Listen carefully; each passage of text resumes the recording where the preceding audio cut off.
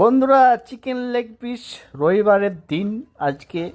তো মাংস রান্না করছি, বাড়িতেই আছি, আজকে ডিউটি যাইনি।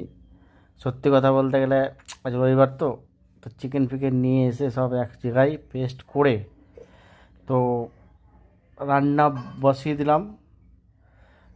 রান্না হচ্ছে এখন। তো ফাইনালি মাংস কষছি। কষানো হওয়ার পর একটু ভিডিও করছিলাম। তো মাংস কষা হয়ে গেছে, জল দিয়ে দিব।